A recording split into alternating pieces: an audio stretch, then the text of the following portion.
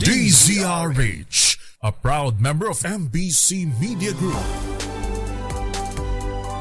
Oras sa buong kapuluan, 1 minuto na makalipas ang alas 4 na umaga.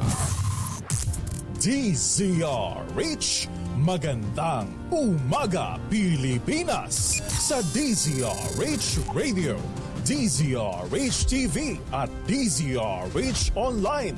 Kasama si Kuya Angelo Palmones. Magandang umaga Pilipinas. Biyernes na tayo ngayon, 12 ng Abril 2024. Sa ulo ng ating mga balita, 6 na lugar sa bansa nakaranas ng Dangerous Heat Index kahapon ayon sa Pag-asa. Paggamit ng wangwang blinkers, ipinagbabawal din ang Pangulong BBM sa mga opisyal at mga empleyado ng gobyerno. Makasaysayang trilateral meeting, isang pagkilala sa liderato foreign policy ng Pangulong BBM at sa kahalagahan ng Pilipinas sa Indo-Pacific region.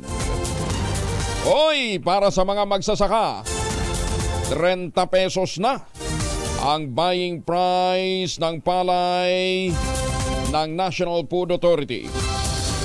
Magkano naman kaya ang conversion ho nito sa bigas? Pinasok na gentleman's agreement ng dating Pangulong Digong at China, pinaiimbestigahan ng Kamara. Nagpakilalang pamangkin ni Secretary Abalos, arestado sa Colorum Operation. Francisco Motors mamimigay ng libreng modernized jeepney, bahagi ng kanilang Superhero program. 2 piloto naman ng Philippine Navy patay matapos bumagsak ang training aircraft malapit sa Cavite City Public Market. Bagong balita, bagong impormasyon, kasama si Kuya Angelo Palmones. Magandang umaga, Pilipinas! Sa detalye ng ating mga balita, 6 na lugar sa bansa nakaranas ng mapanganib na level ng heat index kahapon. Ay, magandang umaga sa lahat ng ating mga radyo natin FM nationwide, at sa mga nakatutok po sa mga action radio ng Manila Broadcasting Company at sa mga DZRH News FM nationwide. Kabilang sa mga nakaranas matinding heat index kahapon, ang Dagupan City sa Pangasinan. Para ho sa mga pupunta ng Pangasinan at magsiswimming dyan sa Lingayen Golf at saka sa iba pang mga karatig resorts, dyan po sa Dagupan City, ang antas ng temperatura dyan kahapon pinakamataas, 44 degrees Celsius. Sa Bacnotan, La Union, 42 degrees Celsius. Sa Aburlan, Palawan, 42. Masbate City sa Masbate, 42 degrees Celsius. At Catarman, Northern Samar, 43 degrees Celsius. Diyos marahing aga sa ating mga kababayan dyan po sa Bicol. Sa Cotabato City naman, sa Maguindanao, pumalo ang heat index ng 42 degrees Celsius. Ang Dagupan City at Aburlan ay consistent sa pagkakaroon ng dangerous heat index sa nakalipas na linggo. Ang heat index sa pagitan ng 42 hanggang 51 degrees Celsius ay nasa ilalim na ng danger category. Maaaring magresulta ng heat cramps, heat exhaustion at heat stroke na kung magpapatuloy na ma-expose sa init ng araw, magre-resulta sa heat stroke. Patuloy naman na makakaapekto sa bansang easterlies na magbibigay ng generally fair weather, partikular na sa northern at central Luzon. Asahan naman ang maulap na papaurin na may chance ng mga pagulan sa dakong hapon o gabi sa mga lalawigan ng Ilocos Sur, La Union, ilang bahagi ng Cordillera Region, Quezon, Aurora at Bicol Region. Nagsuspende na ng klase ang nasa 5,800 na mga paaralan sa buong bansa dahil sa matinding init ng panahon. Batay sa datos ng DepEd, lahat ng mga rehiyon maliban sa Caraga ay may naitalang on-site classes suspension. Pinakamaraming nagsuspende ng on-site classes ng mga paaralan ay mula Central Luzon, nasa 1,124. Sumusunod ang Central Visayas, 792 at ang Soxargen, 578 na mga paaralan. Pang-apat naman ang Bicol Region, 634 na mga paaralan na nagsuspende ng face-to-face classes. At sa Zamboanga, 610 schools. Gayon din sa Western Visayas, 536. Mahigit naman sa 300 paaralan na nagsuspende na rin ng klase sa Metro Manila, nag-switch na sa alternative distance mode. Ipinagbabawal ng Pangulong BBM sa mga opisyal na gobyerno at mga tauhan nito ang paggamit ng wangwang, mga blinker at iba pang signaling device. Sa Administrative Order number 18, idiniin ng Pangulo na nagdudulot ng trapiko at delikadong kalsada at traffic environment ang talamak na paggamit ng wangwang. Exempted naman sa kautusan ng Pangulong Marcos ang Armed Forces of the Philippines, ang NBI, ang PNP, mga truck ng bumbero, ambulansya at iba pang emergency vehicle. Maaari lamang gumamit ang mga opisyal at mga kunin ng gobyerno ng wangwang, blinker at flashing device kapag may emergency situation. Sana hanggang probinsya ini-implement ho yan. Baka naman Metro Manila lang. Pinababawasan na rin ng Pangulong BBM ang pag-i-issue ng protocol license plate sa mga opisyal na gobyerno upang hindi ito maabuso. Sa Executive Order number 56, ibinaba ng Pangulong Marcos sa 14 na listahan ang bibigyan ng protocol license plates mula sa dating 16. Pwede lamang gamitin ang plakang rehistradong sasakyan ng opisyal at dapat itong ibalik sa LTO kapag nagretiro, nagbiteo o nagtapos na ng kanilang tour of duty. 1 ang nakalaan sa Pangulo. 2 ang sa Vice President. Protocol plate number 3 naman ang sa Senate President. Number 4 ang House Speaker. 5 sa Chief Justice. Protocol plate number 5 sa Chief Justice ng Korte Suprema. 6 para sa mga cabinet officials. Number 7 sa mga senador. 8 sa mga congressman. 9 para naman sa mga associate justices ng Korte Suprema.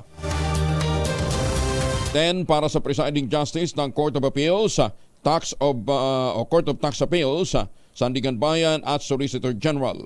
11 naman para sa chairperson ng Constitutional Commission at Ombudsman, habang ang number 14 ay para sa Chief of Staff ng Armed Forces of the Philippines at Hepe ng Philippine National Police. Bagong balita, bagong impormasyon. Kasama si Kuyang Angelo Palmones. Magandang umaga, Pilipinas! So ang gaya ho ng binabanggit ni Court Administrator Raul Villanueva, yung pong mga plate na protocol plate ng mga judges, yung 16 at saka 17, wala na pong visa. Magandang umaga, Pilipinas! 5,000! 5,000 po naman ang naghihintay na premyo sa ating Mahiwagang Tunog. Mahiwagang Tunog!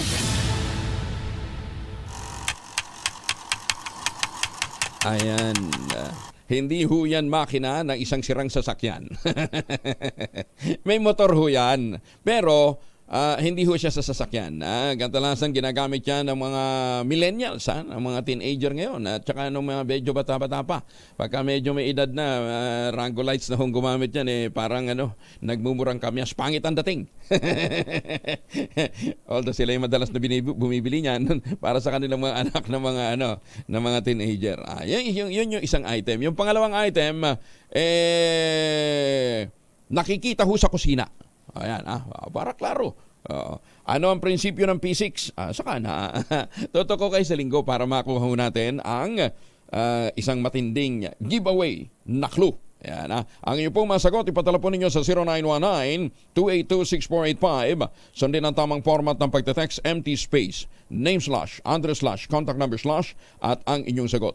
Isang beses lamang po maaaring mag-text sa ating text line gamit ang inyong mobile number. Ayan, Nako, marami-raming bigas na humabibili nito. Lalo pa ngayon, magkano bigas? 30 pesos na per kilo ang buying price ng NFA. Anong impact niyan sa presyo ng bigas sa palengke? Magandang umaga, Pilipinas! Ay mga misi, sa may araw ba si Bonso pag-uwi galing na eskwela? Abay dahil yan sa germs sa katawan nila para labanan ang amoy pa-araw at amoy pawis, gumamit ng Shield Bath Soap regularly. Ambita mo lang Shield sa paglaban sa germs versus another brand. May shea butter na pampalambot ng kuti sa presyong abot kaya 12.50 SRP. Kaya mga misi sa challenge show, subukan ng Shield Bath Soap. Galit sa sakit, may malasakit, sulit na sulit. Inilunsad naman ng Department of Agriculture ang kauna-unahang Mobile Plant Food Safety Laboratory sa bansa. Layo ng 20 million peso mobile lab na siguraduhin ang malinis at ligtas na pagkain ng mga Pilipino. Magagamit ito sa rapid screening at testing para sa pesticide residue, heavy metals at microbial contaminants. Sinabi naman ng Bureau of Plant Industry na kayang suriin ng nasabing laboratorio ang 20 hanggang 30 sample kada araw sa murang halaga. Mamalengke muna tayo. Nasa Las Piñas Public Market ngayon si Noche Kakan sa RH27. Noche. Kaya nga, Angel, ang sabi dito ni Miss Sharon dito sa loob ispo ng Las Piñas City Public Market ay yung isda ay may mga ilan talaga na malaki ang ibinaba. Ito, katabi natin si Miss Sharon. Miss Sharon, live po tayo sa DCRH Worldwide kasama si Kuyang Angel Palmones. Ano yung mga isda na bumaba? Ang mga isda na bumaba na malaki ay katulad ng galunggong, Wow. alumahan. Magkano yung galunggong? Ang galunggong pwede nang ibenta hanggang 200. Yung maganda klase kasi dito kasi hindi nabibili yung pangit na klase. Maraming mura pa rin, mas mura pa dyan. Pero pagdating sa palengke ng Las Piñas, ang hanap lahat maganda. At talaga. So maganda lang po pwede dyan, Noche, ha? Noche, magaganda lang pwede dyan. Ang pangit hindi pwede.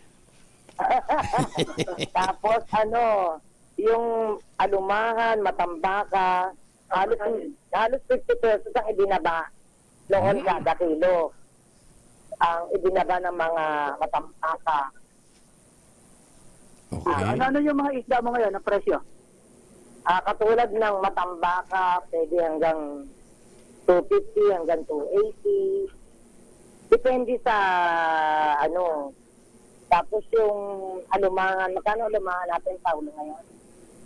280 lang alumangan. Dati, nakita mo yung nakatag dyan, 360, di ba? Kaya laki ng binaba sa mga isda na pwede sa, yung pangmasang isda. Yung maya-maya, magkano? Ang maya, halos ganun pa rin. 480 pa rin yung mga isdang mga hipon.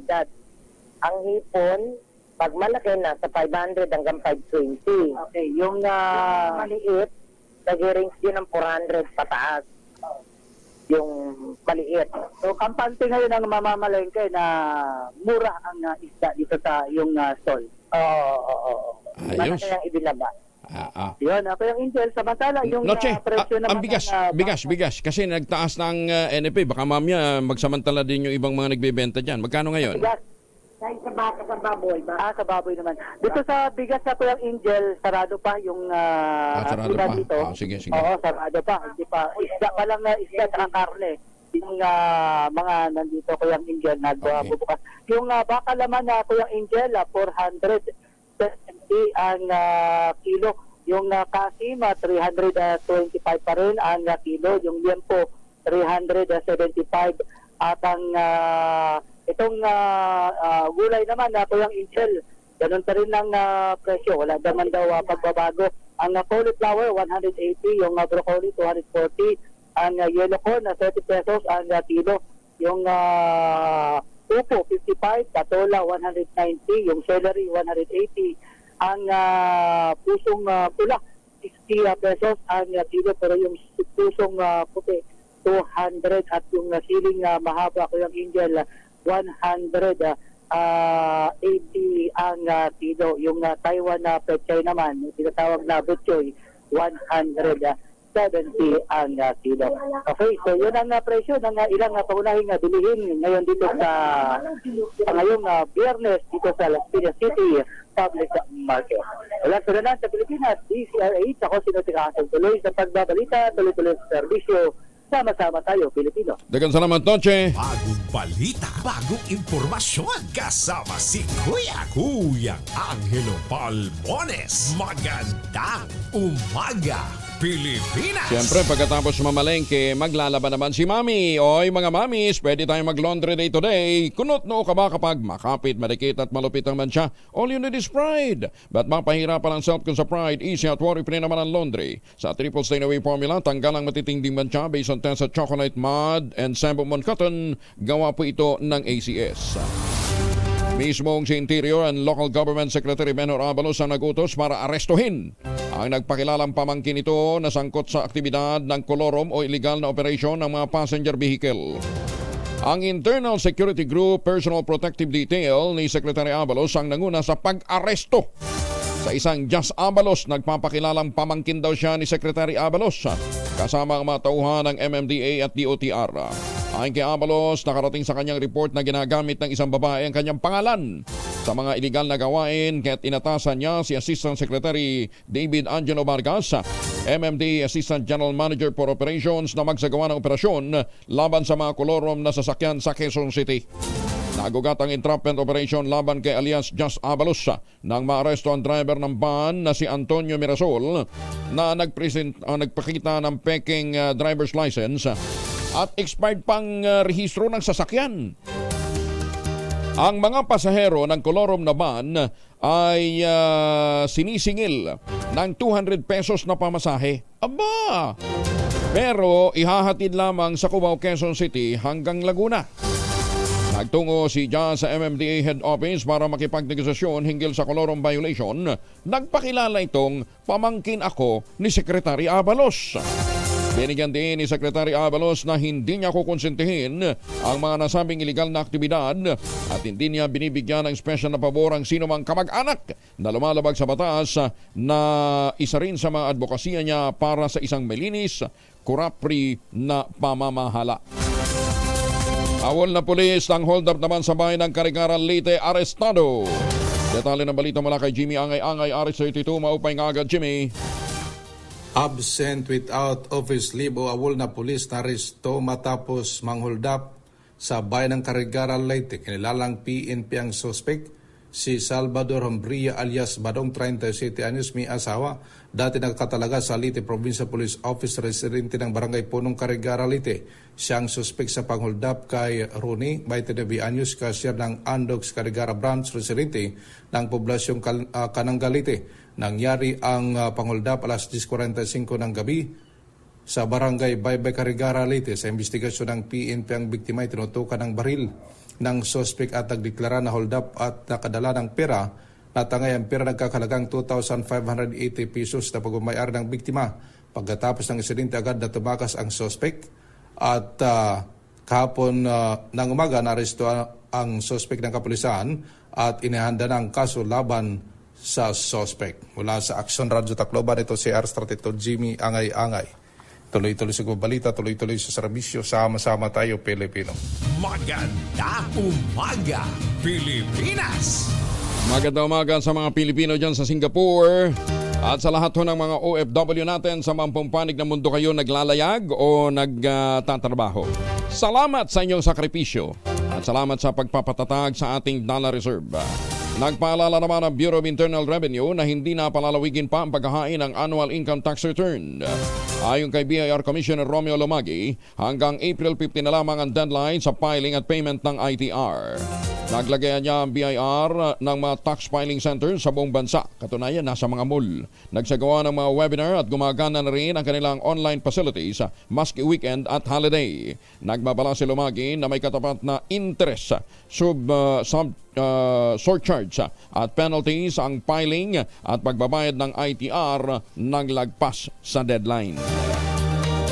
Sinuportahan ng isang leader ng Kamara de Representantes ang ginawang pagkondena ng Pangulong Ferdinand Bongbong Marcos sa sinasabing gentleman's agreement na pinasok ng dating Pangulong Rodrigo Duterte at China kaugnay ng paglimita ng Pilipinas sa supply na ipinadadala nito sa BRP Sierra Madre na nasa Ayungin Shoal. Ibinongkahi ni House Assistant Majority Leader at Zambales 1st District Representative Jefferson Conghun ang pagsasagawa ng Kamara de Representantes ng investigasyon kaugnay ng naturang kontrobersiya. Ayon kay Conghun, kabilang ito sa tinaguriang Young Guns o grupo ng mga masisigasig na batang leader ng Kamara, nakababahala ang umunoy kasunduan dahil maaaring makompromiso rito ang teritoryo at kasarinlan ng Pilipinas. Nagsalita na ang dating Pangulong Rodrigo Duterte sa manoy pinasok niyang gentleman's agreement sa China. Sa kanyang press conference, sinabi ng dating Pangulo, wala siyang anumang isinuko sa Beijing dahil hindi ito gagawin ng isang presidente. Ang natatandaan lamang niya ay ang pagkakaroon ng status quo kung saan walang movement o armed patrol sa West Philippine Sea upang hindi na tumaas pa ang tensyon. Tinawag naman ni Mayor Digong na stupido si dating Supreme Court Justice Antonio Carpio na nagsabing itinago nito ang gentleman's agreement at sinasabing ito'y pagsuko ng sovereign rights ng Pilipinas sa Ayungin Shoal. We have not conceded anything to China.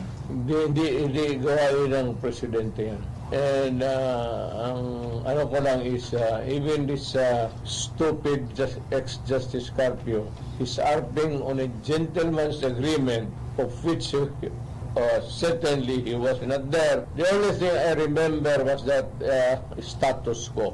That's the word na walang galawan. No movement, no armed patrols there. Samantala, ang pagkakaroon naman ng makasaysayang trilateral meeting ng Pilipinas, Estados Unidos at Japan ay isang pagkilala sa liderato at foreign policy ng Pangulong Bongbong Marcos Jr. Binigyan din ito ni Speaker Martin Romualdez at sinasabing ito yung napakahalagang kauna-unahang trilateral summit ng tatlong bansa. At ito'y naglalayong mapanatili ang kaayusan, kapayapaan at pag-unlad ng Indo-Pacific region.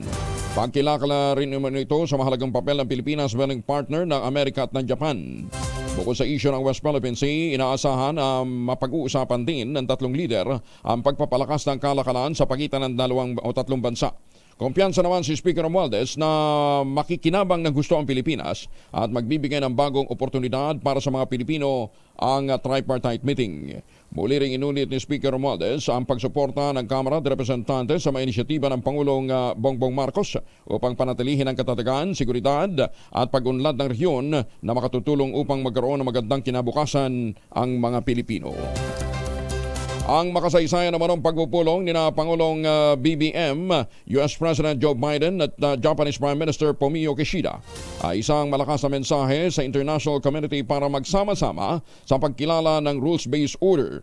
Ginawa ni Speaker Martin Romualdez ang pahayag matapos ang pagpupulong ng tatlong leader sa Washington nitong Miyerkules, oras yan sa Amerika, upang lalo pang patatagin ang samahan ng tatlong bansa. Umaasa naman si Speaker Romualdez na ang lumalawak na suporta ng international community sa panawagan na sumunod sa rules-based order, lalong-lalo na ang China, at pagpapanatili ng kalayaan ng paglalayag ay makatutulong sa pagpapahupa ng tensyon, partikular na sa West Philippine Sea. Ayon kay Speaker Romualdez, ang pagpapahupa ng tensyon sa West Philippine Sea ay mahalaga para sa maraming ordinaryong Pilipinong mangingisda na ang kinabubuhay ay nakasalalay sa sitwasyon sa exclusive economic zone ng bansa. 24 na makalipas ang alas 4 ng umaga. Ipinadeport po si Lee O'Brien.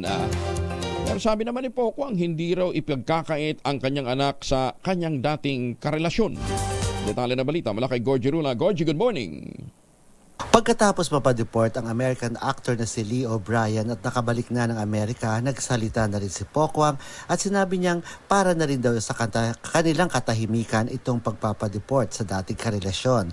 Paano raw makapagtrabaho dito ang American actor gayong kulang ito sa papeles? Mabuti na rin daw na nakaalis na ito.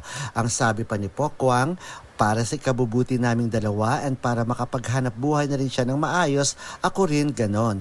Para makapag-provide kami ng mas maayos para sa anak namin kasi kapag nandito siya, alam ko hindi siya makakapaghanap buhay dito. End of quote. Pero nangako naman ang komedyante na hindi raw niya ipagkakait ang kanilang anak na si Malaya kay Lee O'Brien. Mananatiling ama raw ito sa kanilang nag-iisang anak. Samot-sari ang opinion ng mga netizens pero hindi na rin ito pinapansin ni Poco. Mas mahinahon na siya ngayon at humingi na rin siya ng paumanhin sa lahat ng mga nasabi niya. Sinabi na rin ni Pokwang na sa ngayon ay hindi raw naiintindihan ng kanilang anak. Darating daw ang araw na magkaroon na ito ng tamang pag-iisip, iyong mag-mature na siya para maintindihan niya ang mga totoong nangyayari. Mula sa kauna-unahan sa Pilipinas, DZRH, ito po si Gorgie Rula, tuloy-tuloy sa pagbabalita, tuloy-tuloy sa serbisyo, sama-sama tayo, Pilipinas. Maraming salamat, Gorgie. Magandang umaga sa mga Pilipino dyan sa Hong Kong. Sa mga suki natin dyan sa Estados Unidos, kumusta na kayo ha? Malamig pa pang panahon. Sa mga nakatutok sa atin dyan sa Las Vegas, Nevada, sa California, High-value individual arestado naman sa anti-drug operation sa Olongapo City. Detalye ng balita mula kay Danny Kumilang, RH37 Danny.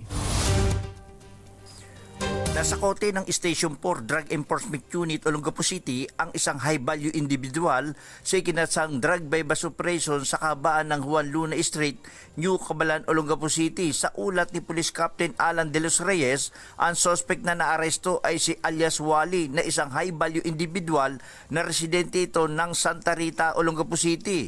Nakumpiska sa nadakip na suspect ang 13 pakete ng shabu na may timbang ito na 52.78 gramo na nagkakalaga ito sa 358,904 pesos at nabawi din sa kanya ang ginamit na mark money na 1,000 piso.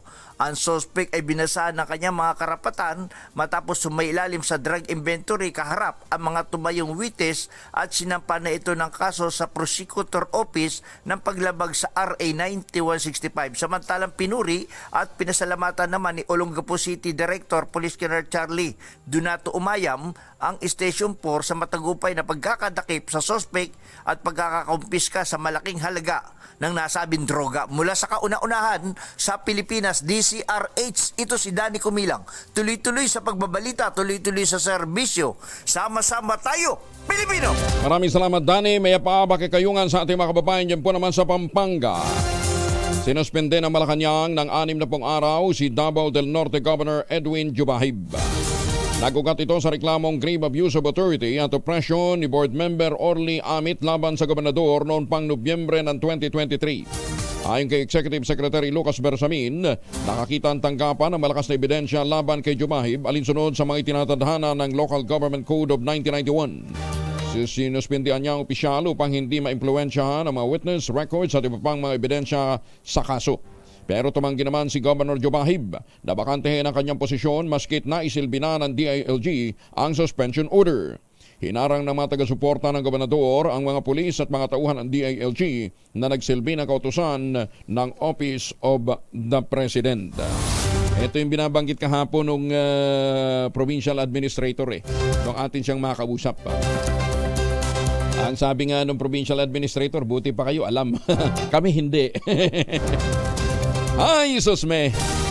At wala'y tinatawagan ho natin ang lahat ho ng mga amateur at mga professional photographers. Ipadala na ninyo inyong mga entry sa PAGCOR Photo Contest 2024. Ang tema nga po ng taunang PAGCOR Photo Contest ngayong taong ito ay Harvest Time. Naglalain nitong ipakita ang sipag, husay at pagsasikap ng mga magsasaka at mga mangingisda at iba pang nasa sektor ng agrikultura para makita ho natin kung paano ho sila nagsasakripisyo. Hindi lamang para sa pamilya, kundi para masiguro ang food security. Ayon kay PAGCOR Chair at CEO Al Tenco, ang bagong highlight ng 2024 photo contest ay ang drone category o mga larawang kuha mula sa himpapawid gamit ang mga drone camera. Nananatili pa rin yung conventional category o mga larawang kuha para sa digital camera at mobile category na kuha naman sa mga mobile device. Yung mga cellphone ho ninyo Itinas na rin ng PAGCOR ang total cash prizes sa 2.23 million pesos. At ang mga pwedeng sumali 16 years old pataas. Ang 8 mananalo sa conventional category makatatanggap ng tig 100,000 pesos bawat isa. Yan At yung mga mananalo naman, tig-8 ito sa mobile at drone categories, tig 50,000 pesos ang pwedeng mapanalunan. Ang mga entries ay dapat kuha mula August 1, 2023 hanggang July 31, 2024. Dito ho ninyo ipadala sa www.pagcor.ph/photocon 2024 hanggang July 31 ng taong kasalukuyan. Maganda umaga, Pilipinas! Uy, sa mga magniniyog at saka mga nagtatanim ho ng kakao dyan sa lalawigan ng Quezon, pwede kayong sumali picturean nyo. Ito, napakagandang napakagandang opportunity na bukod ho sa ibinibenta ho ninyong tangerine chocolate, pwede pa ho kayong manalo ng premyo sa PAGCOR Photo Contest.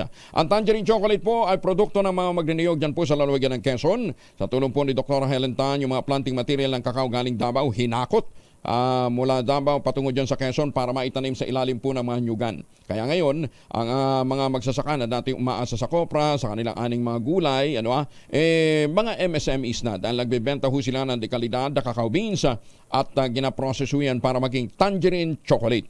Available sa 0919-095-5935.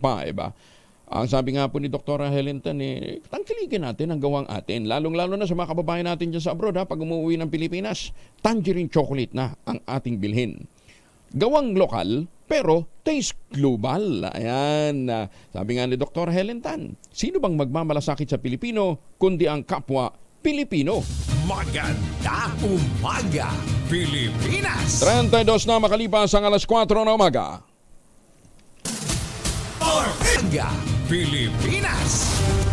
Het, di ba stickering campaign tayo ngayon? Friday stickering. Ayan. Antabayan na po ninyo kung saan mamimigay mamaya ng pera si Sherwin, ha? At siguraduhin po ninyo na saan man po ang lakad ninyo ngayong araw nito, bigyan ng proteksyon laban po sa mikrobyo ang ating mga mahal sa buhay, pagbaunin sila ng family alcohol. Dalawang formulation ng family alcohol na pwedeng pagpilian, yung family 70% isopropyl alcohol. Especially prepared for clinics, hospital, pharmacies, laboratories, pero okay na okay din po yan sa mga households. Very effective sa disinfection at sterilization. Ganyan ang bagsik ng family 70% isopropyl alcohol, pero kahit maghapon natin gamitin, no problem. Hindi po manunuyo ang ating mga kamay dahil meron naman siyang moisturizer.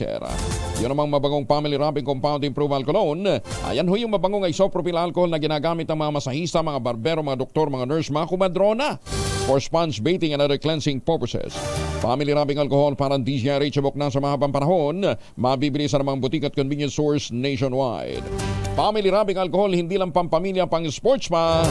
Ay, doon ho sa mga blind masseur na suki ni Senator Lito Lapid. Magandang umaga po sa inyo, ha. Maraming salamat sa paggamit ng family alcohol. At sa mga kumadrona naman, tinatawagan ho natin ang mga miyembro ng Philippine League and Government and Private Midwives Incorporated. Ang 25th National General Assembly ho ninyo ay gaganapin sa April 23 to 25 sa SMX Convention Center sa Davao City. Ang tema, Embracing the Silver Lining of Midwifery Profession, Rise Up, Look Forward, Shine. Para sa karagdagang impormasyon, tumawag daw po kayo sa 0919-585-51119. Ayan. Kumustahin na muna natin si Senator Chis Escudero. Maayos na daw ang kalusugan nito ayon naman sa kapatid ng kongresista. Alamin natin na detalye mula kay Manang Milky Riconan, Richard. Manang Milky. Okay na umano si Senator Francis Chis Escudero ayon sa kanyang kapatid na si Sorsogon Representative Marie Bernadette Escudero. Ayon kay Escudero, na high blood ang kanyang kuya, dala na rin marahil ng matinding init ng panahon. Sabi ng kongresista, umuwi ang kanyang kuya sa Sorsogon 2 linggo na ang nakararaan. Na high blood dito at agad na nagpadala pabalik ng Maynila sakay ng helicopter para magpa-check up. Matatandaan sa mga kumalat na balita, in-airlift si Senator Chis mula Sorsogon hanggang dito sa Maynila, kaya lumakas ang espekulasyon na malubha ang kanyang kalagayan. Sa kanilang pag-uusap, hinimok na Escudero ang kanyang kuya na magsalita sa publiko at ipaalam ang kanyang kondisyon. Katwira naman ni Senator Chis, hindi naman siya presidente na kailangang mag-explain kung anong nangyayari sa kanya. Isa lamang daw siyang senador. Para sa kauna-una sa Pilipinas, DZRH, ako si Milky Riconan. Tuloy-tuloy sa pagbabalita, tuloy-tuloy sa serbisyo, sama-sama tayo, Pilipino. Oo nga naman. Importante, okay na siya. Diyos marahay nga aga sa ating mga kababayan dyan po sa Bicol. Tricycle, binangga ng SUV, driver patay, isa naman ang sugatan sa Kalasyaw, Pangasinan. Hoy, ingat ho yung mga taga-Dagupan at mga taga-Lingayen. Sobrang init ngayon dyan. Detalye na balita mula kay Freddy Pajardo, Aris 38. Masantos siya kabasan ni Jackie Amin sa ating mga kababayan sa Pangasinan, Freddy. Kuha sa CCTV ang pagbangga ng itim na SUV sa isang tricycle na minamaneho ni Adrian Calmalandingin, 52 anyos, residente ng Barangay Bunuan, Gisit, Dagupan City, alas 4:50 ng hapon sa kahabaan ng highway sa Barangay Buid, Kalasyaw. Nagtumila po nito sa kabilang linya na bumangga sa kasalubong ng motorsiklong minamaneho ni Julius De Nieva, 33 anyos, residente ng Sapang, Santa Barbara, na hindi man lang huminto ang SUV at tinakasan ng aksidente. Nadala agad sa paggamutan naman si Landingin ay diniklarang dead on arrival ng attending physician habang patuloy pang nilalapatan ng lunas ng mga doktor ang rider na si Dinieva. Ayon kay Calasigao OIC Chief of Police Lieutenant Colonel Ferdinand Lopez, sa kanilang follow-up operation kagabi ay naaresto ang SUV driver na pinangalanan na Jesus na naharap ngayon sa kasong reckless imprudence resulting to homicide, serious physical injuries at damage to properties. Mula sa Action Radio Pangasinan, ito si Freddy Fajardo, tuloy-tuloy sa pagbabalita, tuloy-tuloy sa serbisyo, sama-sama tayo Pilipinas. Maraming salamat, Freddy. Ma'am Esther Solis, good morning. Oy, sa mga taga Jacksonville, Florida at mga taga New Jersey, USA, good morning. At sa mga nakatutok sa atin dyan sa New York, Cubao, Quezon City, magandang umaga din, ha? Ma'am Conchita Hernandez, paki-indicate nyo nga kung saang lugar kayo, ha? Nagrereklamo si Ma'am Conchita, pangit na ang signal natin at gumagawa ho tayo ng mga technical adjustments dyan, ha? Wag ho kayong magpapastress, ha? Mahirap pagka nai-stress ho tayo. Tapos hindi pa kayo nakapag-ultabayo. Diba? Sabi nga sa inyo para malabanan ho natin ang stress, puyat at iba pang mga problema, dala ho ng kakulangan ng tulog, mag-ultabayo. Anong pong ultabayo? Ang ultabayo po ay naglalaman ng postbiotic. Ang postbiotic po naman inaral ho ng mga Hapon para nga tulungan po yung ating katawan na magkaroon ng magandang tulog. Pagpasok po kasi ng mga bakterya para po sa nataglay po ng postbiotic at saka ng ultabayo, pinagagana po nito yung commander ng ating immune system. Ang tawag dyan plasmacytoid dendritic cell. Yan, ha? At yun ho yung nagtataboy ho ng nagtataboy ng mga toxin sa ating katawan habang tayo po ay natutulog. Yan, ha? Para magandang gising nyo, parang si Malu Cabral. Kahit na madalas kulang ang tulog nito, pagkagising, di ba? Ang ganda-ganda ng mood, di ba? Kaya paghanap niya ng salamin, sasabihin ng salamin sa kanya, ang ganda mo ngayon, Malu. Sasabihin ni Malu, lalo na noon. Ayan. Ayan. Kung may mga katanungan pa ho kayo tungkol po sa ultabayo, at kung paano po ito makakatulong sa inyo, mag-text po kayo sa 0917-110-6580. Meron po tayong medical experts na nakastambay dyan, ha, para sumagot sa inyo pong mga tanong. Available po ito sa Lazada at Shopee. Siguraduhin lamang ho ninyo na galing po ito sa Theoxis Adventures o dili kaya magtungo kayo sa pinakamalapit na branch ng Mercury Drug. Sigurado, meron na po silang stock. O dili kaya sa Mesco Drug, Pasmed Pharmacy, John's Pharmacy o dili kay Curamed sa iba pang mga probinsya. Pero pinakamaganda, puntahan ho ninyo pinakamalapit na branch ng Mercury, meron na daw po. Guaranteed, 100%. Kaya sa mga kababayan natin sa panahon ng puyat, pagod at stress, tandaan ang ating kasangga, ang Ultabayo, ang kauna-unahang postbiotic food supplement na rekomendado ng mga doktor at rehistrado sa Food and Drug Administration. Maganda umaga, Pilipinas! 30 pesos na per kilo ang farm gate price ng palay. Anong impact nito sa bigas? Kasama natin ngayon ang spokesperson ng Bantay Bigas, si Ma'am Cathy Stabilio. Ma'am Cathy, good morning. Hello, magandang umaga sa iyo, Sir Angel. Magandang umaga sa lahat na libo-libo mong tagapakinig. Ayan, syempre nakasmile ngayon ang mga magsasaka dahil ang farm gate price ng palay 30 pesos na ang buying price ng NFA. Magkano magiging impact nito sa bigas? Actually, yung bigas nagpapatuloy naman na napakataas, Sir Angel, yung nabanggit ng DA na bumaba ng piso, mataas pa rin yun kasi hindi lumalampas sa 50 pesos per kilo ang hindi bumababa sa 50 pesos per kilo ang bigas. Ngayon, yung statement ng DA kahapon na ang pamimili na nila ng palay ay 23 hanggang 30 pesos per kilo ay sa mga magsasaka na hindi pa nakapag-ani ay sana maka-avail sila o sana maging mabilhan sila ng NFA dyan sa presyo na yan. Pero wish ko lang sana ang NFA ay talagang sa farmers bumibili. Kasi sa panahon ngayon, Sir Angel, ay nasa kamay na, kalakhan sa ating ani ay nasa kamay na ng mga trader dealer dahil patapos na yung anihan. Patapos yung dapat anihin ang sa mga susunod na mga linggo ay lalong-lalo na ng May ay wala na dahil na sira ng El Nino. At sana noong mga February pa nilang ginawa yan, yung 23 pesos hanggang 30 pesos per kilo na binanggit ng NFA na inaprobahan daw ng NFA Council na presyo na yan. So, sana yung lahat ng mga palay ng ating mga magsasaka na hindi pa nakapagbenta o yung nag-aani pa lang ay siyang mabili na ng ng NFA para naman makabawi-bawi yung ating mga magsasaka doon sa matagal na panahon, ilang taon na pagkalugi nila dulot ng implementasyon ng RA 11203 o yung rice liberalization law. Teka, Ma'am Cathy. Ma'am Cathy. Nakuha tayo ng data Sige nga. mula sa Laguna na ang presyohan ng palay doon ay 20 pesos and 50 centavos hanggang 21 pesos per kilo. So, sana Ano yun, dry? ng NFA. Dried na yun o wet? Bagong sa ngayon naman, Sir Angel, yung mga palay ay maganda dahil mainit na mainit ang panahon. So, yung pag-ani nilang yan ay ilang bilad lang ay dry na siya. Okay. So yung binabanggit nyo, freshly harvested. Freshly harvested, 21 pesos. Per kilo.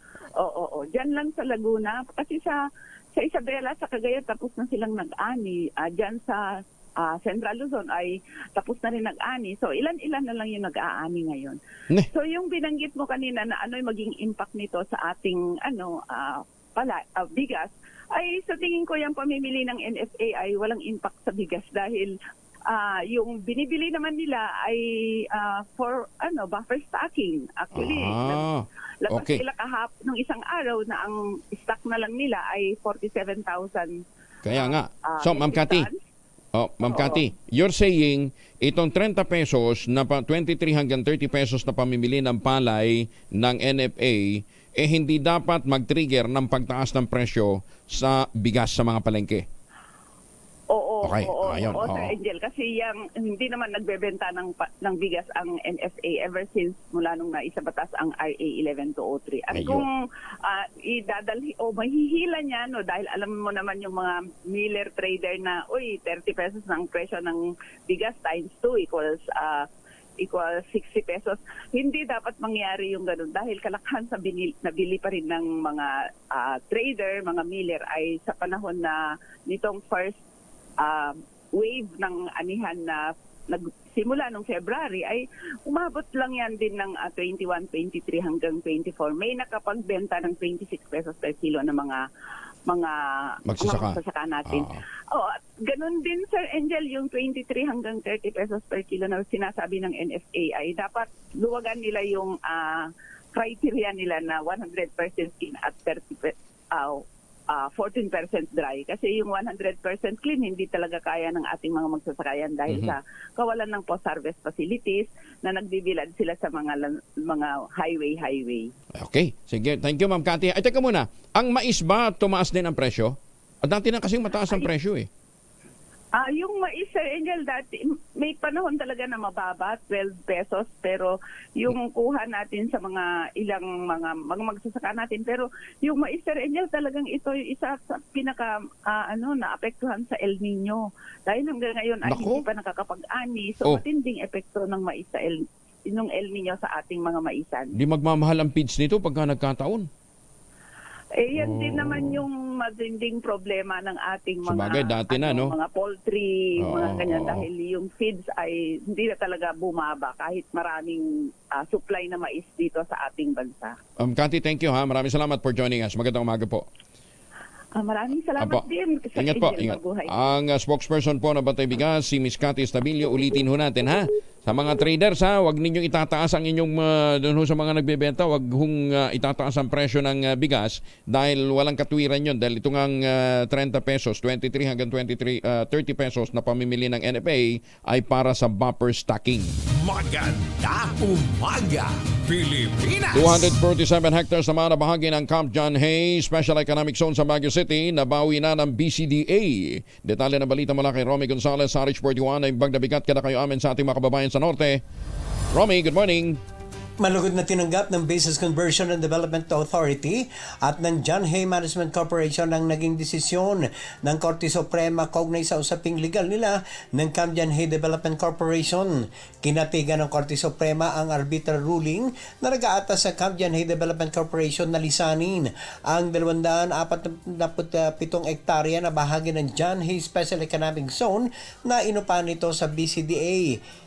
Pinagkaloob ng Supreme Court and Bank ang petisyon for review on certiorari na ipinila ng BCDA na kumakwestiyon sa rulings ng Court of Appeals na napagbaliktad sa kumpirmasyon ng Regional Trial Court sa arbitral ruling.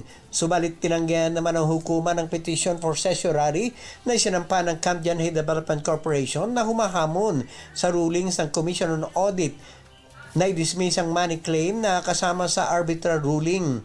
Dahil sa pagkakabawi ng BCDA at John Hay Management Corporation sa 247 hektarya na bahagi ng John Hay Special Economic Zone ay pwede na muli itong magamit para sa lubos na interes at benepisyo ng gobyerno at ng taong bayan.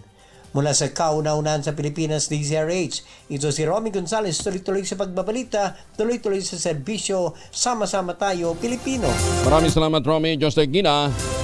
Patay ang 2 tauhan ng Philippine Navy matapos bumagsak ang kanilang training chopper malapit sa Cavite City Public Market.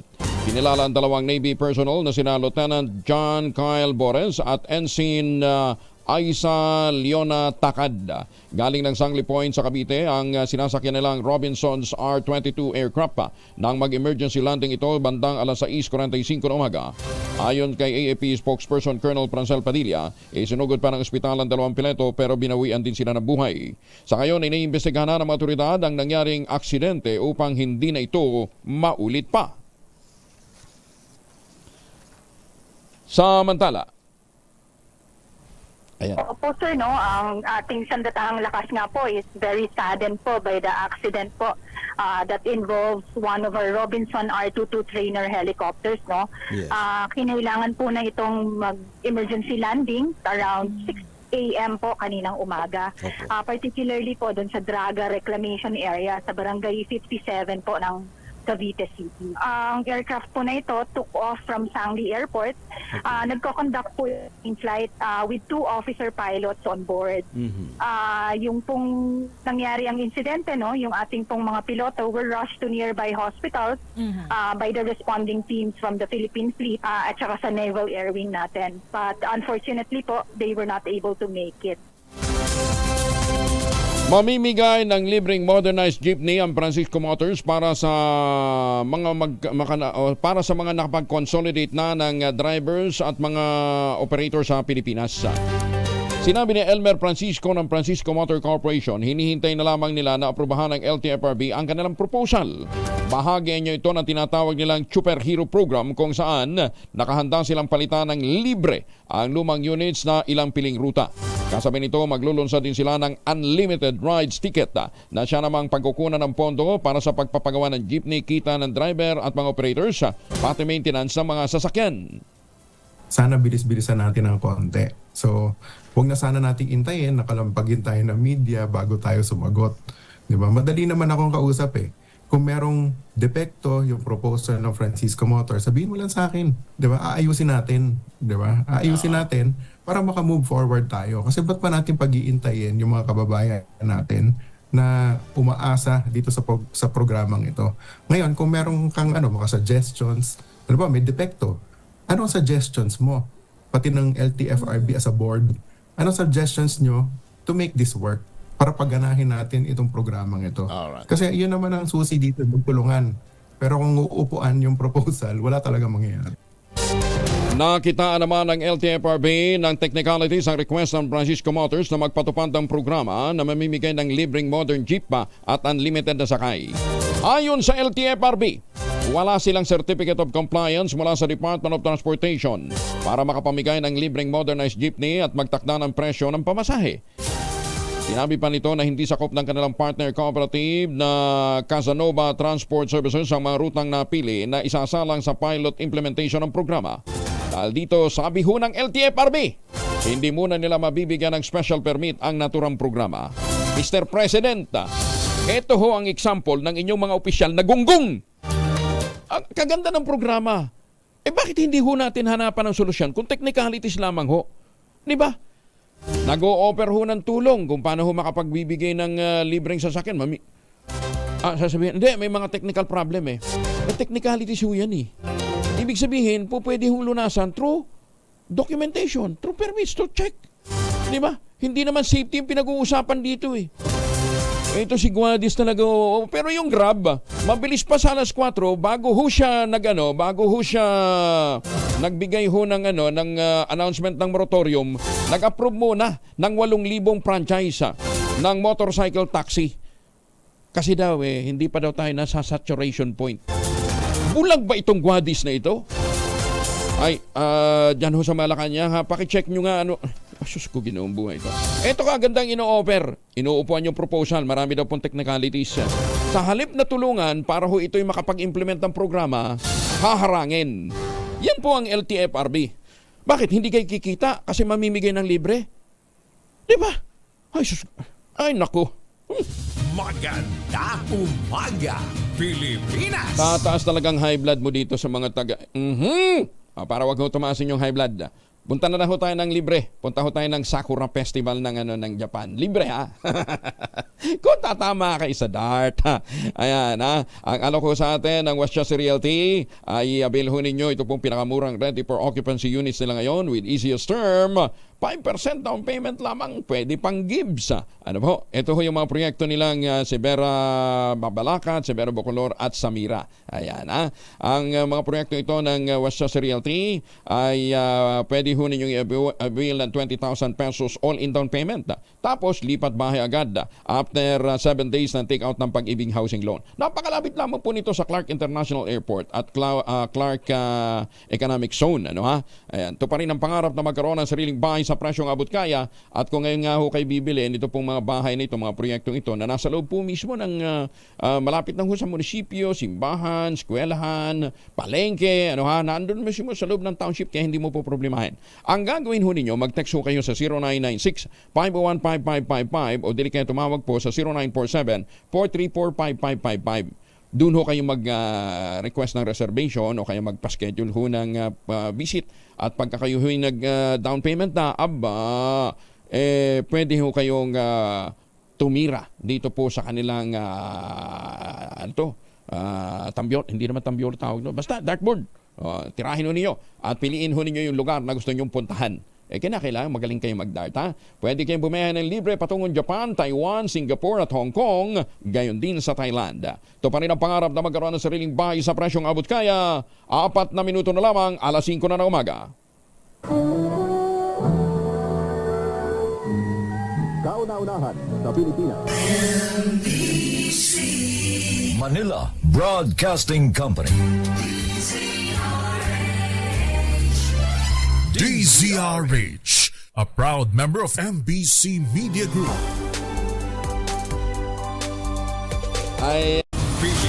Ayan, malina daw ang signal ni Ma'am Conchita Hernandez. Salamat, Mama. 243 milyon na bata, delikado daw sa malawakang heatwave sa Asia, ayon naman po sa UNICEF. Detalye na balita mula kay Giselle Ricaport, RH15. Giselle. Kuyang Angel, milyong-milyong bata nga ang posibleng manganib sa malawakang heatwave na nararanasan sa Asia ngayon. Ayon sa UNICEF, higit 243 milyong bata sa Pacific at East Asia ang tinatayang maaapektuhan ng heatwave at delikado raw sa heat-related illnesses at pagkamatay. Nagbabala ang ilang global experts na posibleng ang 2024 ang maging pinakamainit na taon sa kasaysayan dahil sa climate extreme at tumataas na greenhouse gas emission.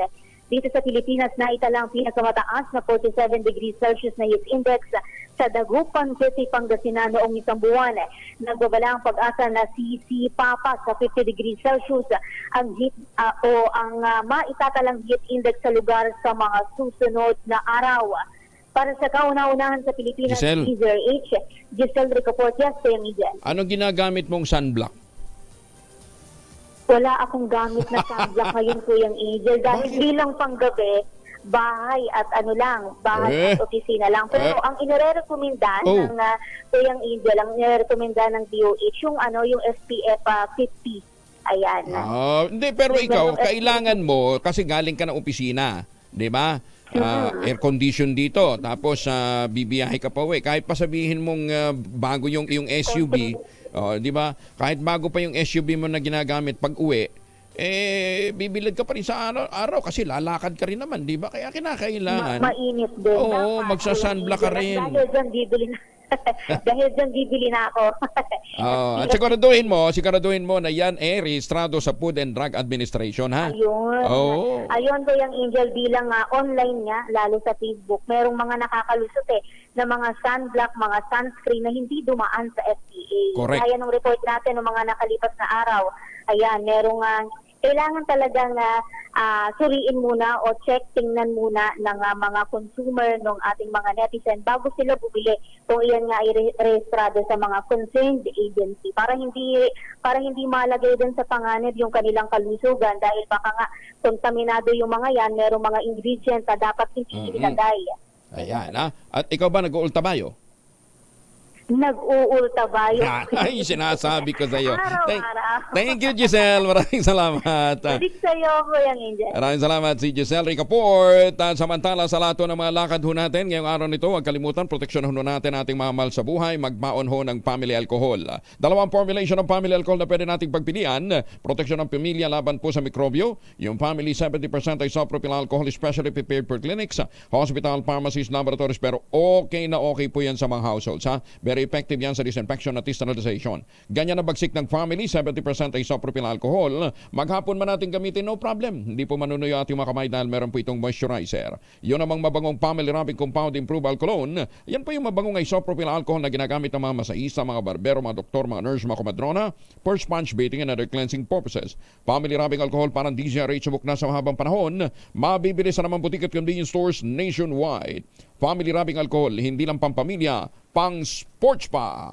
Bagong balita, bagong impormasyon. Kasama si Kuya Angelo Palmones. Magandang umaga, Pilipinas! Ayan, dahil nga si Giselle ay graveyard, sinisiguro niyang nakaultabayo siya araw-araw. Kasama na natin si Attorney Ran Mendoza ng Theoxis Health Ventures. Attorney Ran, magandang umaga ho sa inyo. Magandang umaga po sa lahat ng tagapakinig ng DZRH, Kong Angel. Ayan, meron bang batas na nagbabawal sa atin na gumamit ng hindi rehistrado mula sa Food and Drug Administration? Wala, no? Pag hindi po ano po Kong? Walang nagbabawal, kaya lang bawal magbenta yung mga hindi rehistrado sa FDA. Dapat may LTO yung mga nagbebenta, Kong, no, ng they are licensed to operate. Saan ba makikita yun, yung LTO? Nakalagay ba na FDA registered?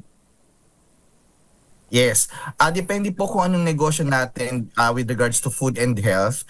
Pwede ka pong magkaroon ng license to operate as manufacturer o tagagawa and distributor. Or pwede ka naman distributor lang, pwede ka naman repacker, exporter, or importer. Depende po sa in-apply yung lisensya with FDA. Hindi, pero paano mo, halimbawa, sa pakete, paano mo malalaman, ma-assure na yung produktong yon ay FDA registered, nasuri ng FDA? Meron po yung CPR number sa gilid, yung drugs po na yan. May makikita ka pong code sa gilid ng box or ng lalagyan nung gamot or ng pagkain na registered siya with FDA. May code po yan sa gilid. Tapos, ano yun? Pwede mo i-scan? Pwede nyo pong i-check sa website ng FDA. Sa FDA po, public naman po yung listahan ng accredited na may LTO ng mga distributor, manufacturers, mga products. Makikita nyo po dun yung mga registered with the FDA. O kasi baka mamaya naglagay-lagay ng ganun, di ba? Hindi naman pala talaga rehistrado. Hindi mo masabi, no? Oo, kaya para masiguro ho natin safe yung ating mga iniinom, mabuti ang ultabayo dahil ito ay talaga rehistrado sa Food and Drug Administration dahil hindi ho papayag ang mga pharmacist natin na katulad ni Atty. Ran na yan ho kumalat sa palengke, sa mga butika, sa mga mga distributor nang hindi po rehistrado sa Food and Drug Administration. Ayan. Kaya nga nire-recommenda ho ng mga doktor. Pero hindi ho yan ang pag-uusapan natin. Ang pag-uusapan ho natin, ano ba yung tamang posisyon ng pagtulog? Kasi sabi ng mga matatanda, nahihirapan naman daw silang tumagilid ng pakaliwa. So, what's the benefit of sleeping nang nasa side, nakatagilid ka sa left, Attorney Ran? Ang ano naman, pag iba-iba kasi yung need ng bawat tao depending on kung anong pinagdadaanan nila, di ba? So kunyari, usually yung mga taong may nagsusnore o humihilik, or may tinatawag tayong sleep apnea, ito yung nagko-collapse yung ating airways pag natutulog. So nahihirapang huminga, nagigising ka, parang ganyan. Etong mga to, natutulog ng patagilid. So either left or right, no? Pwede silang matulog para maibsan yung sleep apnea. Ngayon naman, yung mga tao naman na may reflux or heartburn, kung pipiliin nilang matulog ng pa-side, huwag silang pa-right kasi pwedeng maging worse ang symptoms. Kaya yung may mga reflux, tsaka heartburn, gastroesophageal reflux, stress, sa left sila natutulog ng patagilid para maibsan yung pag-reflux ng gastric distress natin sa katawan. Pero yan ba, Attorney Ran, itinuturo ba ng mga pedya yan sa mga magulang? Ano ba yan? Di ba kasi habit natin Kung ano yung nakagisna nating way kung paano matulog nung bata tayo, hanggang pagtanda, yun naman yung nagiging practice natin. Itinuturo ba yan? Dapat. Hindi actually, kung hindi lahat nakakaalam nito at hindi alam na ituturo, di ba, sa mga magulang.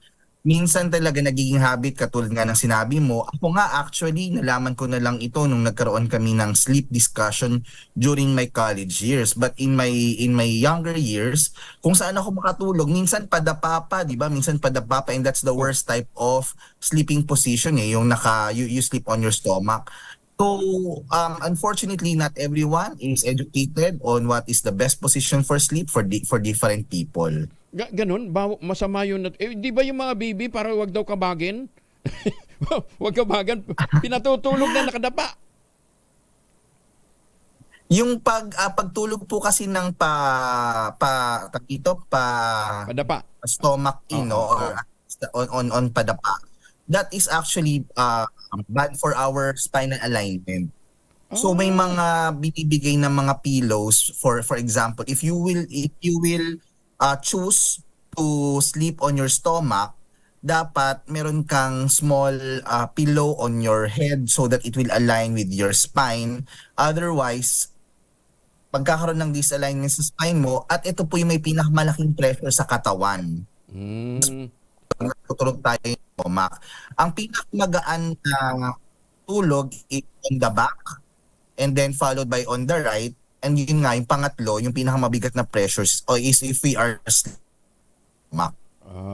Okay. At hindi rin ho totoo, naliliit ang tiyan nyo kung kayo ho'y natutulog na nakadapa, ha?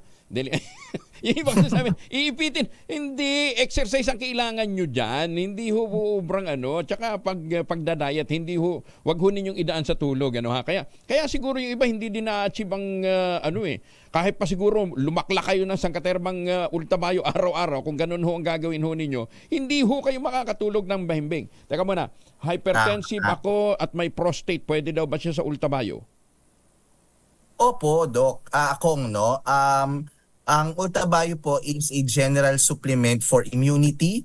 And actually, kung may prostate problem, ang maganda po sa atin, we activate natural killer cells which detect and kill early signs of cancer. So okay po talaga siya sa may mga prostate problems. Para ng prevention din para sa atin.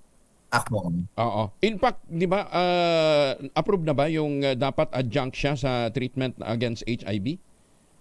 May actually, study. Kung maraming recommend ngayon kasi it is approved actually because we are food supplement naman, and our mechanism of action or activity is activating yung tinatawag nating plasma dendritic cell or PDC na kinokonsidera na commander-in-chief ng immunity natin. So pag ininom natin ng ultabayo, 4 na immunity cells ang na-activate, hindi katulad ng ibang supplements na isa lang. Kaya pag uminom kayo ito, talagang todo-todo yung pag-enhance or pag-improve immunity natin.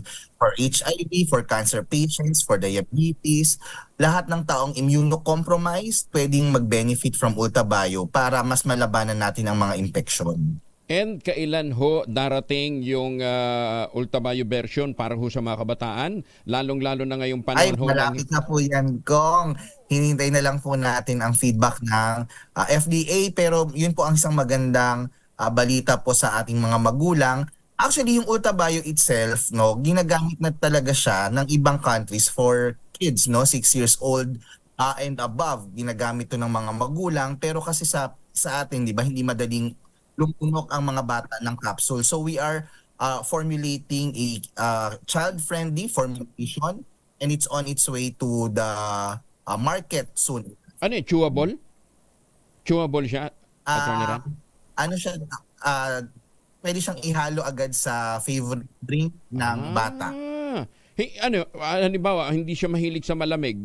Kahit naihalo mo sa medyo maligamgam na tubig o inumin, okay? Ayos Yan po ang benefit ng Ultabayo as the first postbiotic in the Philippines, kasi kahit po ihalo nyo sa mainit na mainit, malamig na malamig, stable po siya, kasi po yung Ultabayo is already patay na microorganism yan . Actually, namatay yan through heat or UV. So sa atin, hindi katulad ng probiotic na kailangan malamig para magkaroon ng epekto. Sa atin, we are very stable kahit mainit or malamig, ihalong din sa inumin mo, maganda yung epekto ng Ultabayo. Ayan, okay. Attorney Ran, thank you very much for joining us. So again, pagka matutulog ko kayo, advisable, lalong-lalo kung may diferensya sa puso, nasa gilid. Ayan, ha? Oo. Pero mukhang si Brian, iba kung matulog, kailangan may katabi. Yan ang best sleeping position ko. Kinakailangan may katabi. Baka awayin tayo walang katabi ko. Hindi. Kaya lang, katabi niya ngayon, baby. Dahil sa tinagal-tagal ng panahon, after 7 years, biglang nagka-baby dahil sa Ultabayo. Ano ba naman yan? Kaya doon sa mga magtatanong pa tungkol sa epekto nito sa kanilang virility. Mag-text na lang kayo, ha? At hahabang usapan natin pagka virility na pinag-uusapan. 0917-110-6580. Diyan ho kayo mag-text para masagot po ng ating mga medical experts. In the meantime, Attorney Ran, thank you for joining us. Magandang umaga po. Salamat po, Kong. Magandang umaga sa lahat. Ayan. Thank you si Attorney Ran Mendoza ng Theoxis Health Ventures. Ulitin lamang ho natin, ang Ultabayo po ay available sa Lazada at Shopee, pero sa gaduhin ho ninyo na yun po ay galing sa Theoxis Health Ventures. Ano nga ba po ang nagagawa ng Ultabayo? Bukod sa pinutulungan tayong magkaroon ng magandang tulog, pinalalakas po ang ating immune system. Para sa mga nagtatanong, yan po ay available sa Mercury, sa Pasmed Pharmacy, Amesco Drug, Joann's Pharmacy at Curamed. Kaya ano pang iniintay po ninyo? Gusto nyo ng magandang tulog para magkaroon ng magandang gising? Mag-Ultabayo! Makinig maigi dahil baka nasa area mo ngayon ang swerte. Pwede ka magpadikit ng DZRH sticker at pwede ka ring manalo ng 1,000 pesos sa DZRH Mas Malakas ang Dikit Stickering Promo. Alamin na ang location ng ating roaming team. Ayan, at tabayanan po ninyo, ha? Sa mga nag-iikot dyan, puntahan nyo na si Sherwin Alparo sa Cuneta Astrodome Pasay Service Road, Rojas Boulevard, corner, Libertad Street. Nandun ho. Unahan lang to, ha? Kung sino yung mga mauuna na makakarating doon, siya ho siyempre ang mananalo. Magandang umaga, Pilipinas! Si Dan Villamil mula sa Pag-asa. Kasama na natin. Dan, good morning. Good morning po sa Angel at sa ating mga tagapakinig dito sa DZRH. Easterlies pa rin o yung mainit na hangin galing sa Karakatang Pasipiko ang dominanteng weather system ang iiral sa ating bansa. Kaya dahil sa easterlies, sasan pa rin natin itong mainit at malinsangang panahon sa Metro Manila at sa malaking bahagi pa ng ating kapuluan. May tsansa pa rin pero tayo ng mga pulong-pulong pag-ulan na may pagkulog at pagkidlat na dulot ng localized thunderstorms. Temperature forecast para sa Metro Manila bukas, posibleng maglaro mula 26 to 35 degrees Celsius. 17 to 24 degrees naman dito sa Baguio City at 24 to 32 degrees Celsius sa Legazpi City. Sa kalagayan ng ating karagatan, wala pa ring gale warning na nakataas sa anumang baybay na ating kapuluan at banayad hanggang sa katamtamang pag-alon na ating mararanasan sa malaking bahagi ng ating bansa. Kaya naman malayang makapalaot ang ating mga kababayang mangingisda at may mga maliliit na sasakyang pandagat. At yan lamang po ang latest mula dito sa Pag-asa Weather Forecasting Center, Dan Villamil Gulat. Dan, ang forecast natin ng temperature sa Dagupan, ganun pa rin? Opo, so yung heat index po ng Dagupan, kahapon po ito po yung pinakamataas nating naitala. So posible po magpatuloy yung 44 degrees Celsius na heat index within the next 2 days sa nabanggit na lugar. Dan, thank you ha. Maraming salamat. Maraming salamat po, magandang umaga. Si Dan Villamil mula po sa Pag-asa.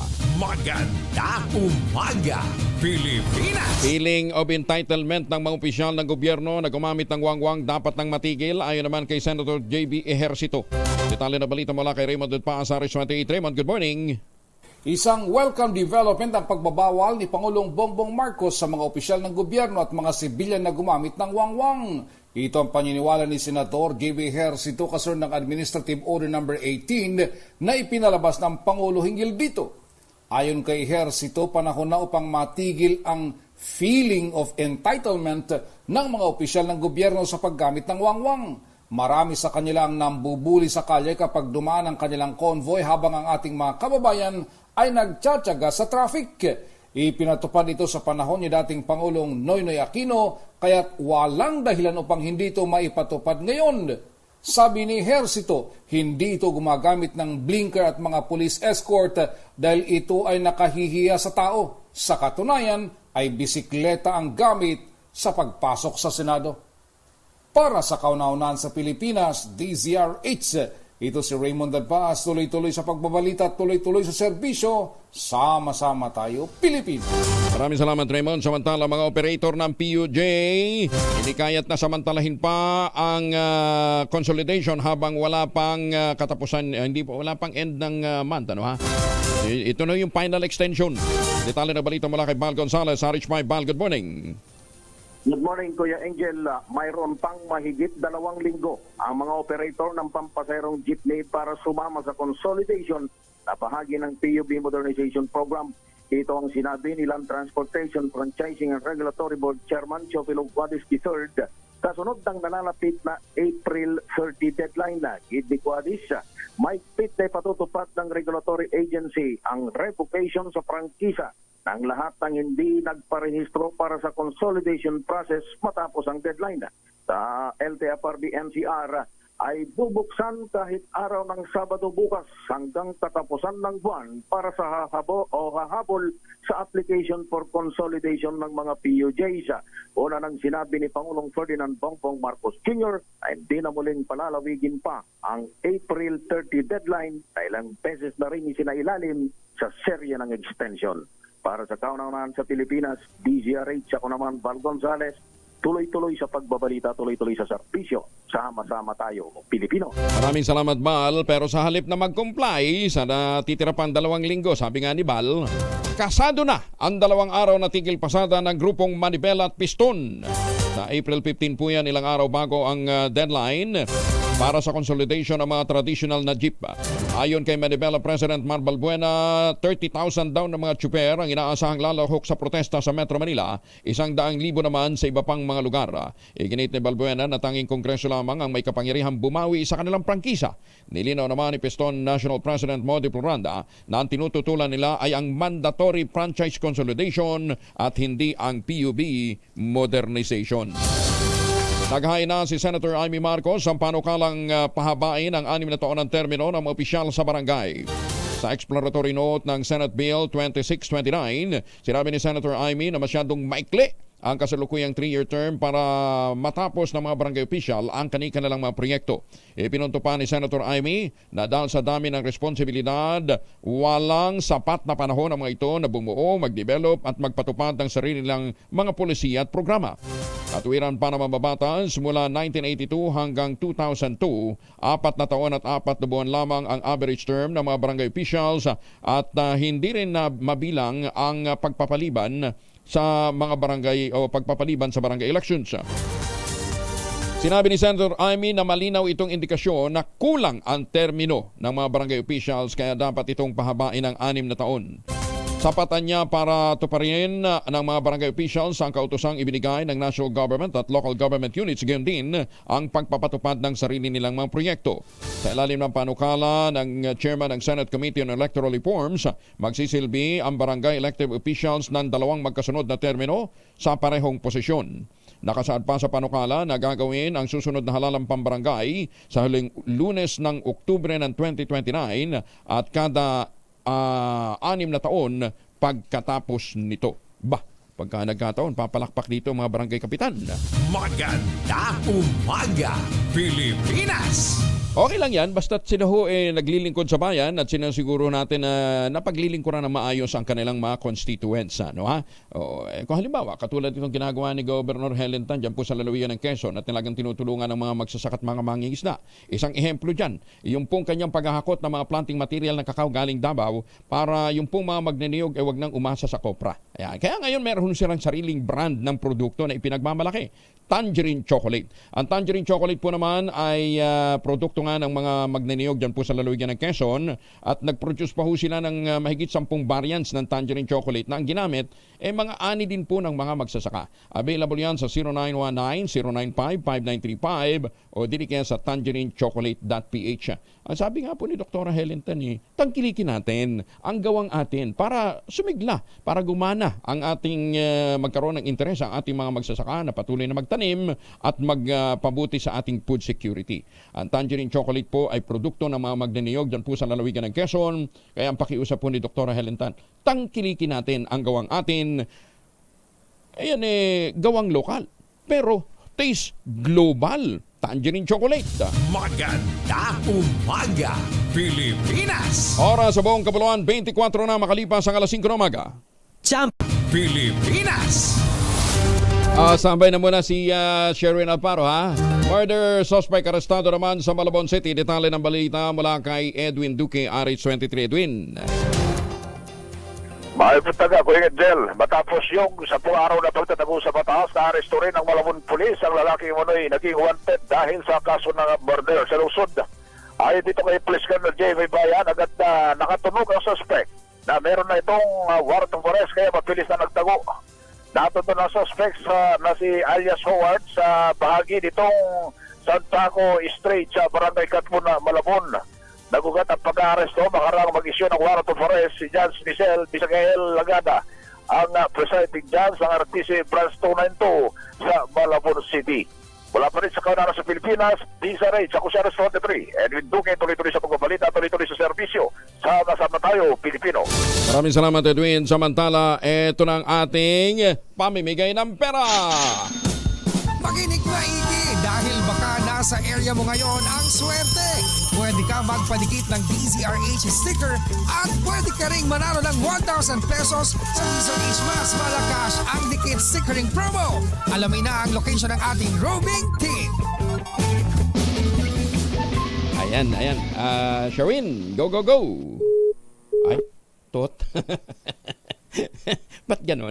Wala. Sige. Sandali. Habang nire-establish natin ang linya ni Sherwin Alparo, pinapaalala natin muli, ang alok ho sa atin ng Westchester Realty na pinakamura ngayong ready for occupancy unit sa buong housing industry with easiest term, 5% naman down payment, pwede pang gives. Ito pa rin ang pangarap na magkaroon ng sariling bahay sa presyong abot kaya. Ang gagawin po ninyo, mag-text po kayo sa 0996-501-5555 o dili kaya sa 0947-434-5555.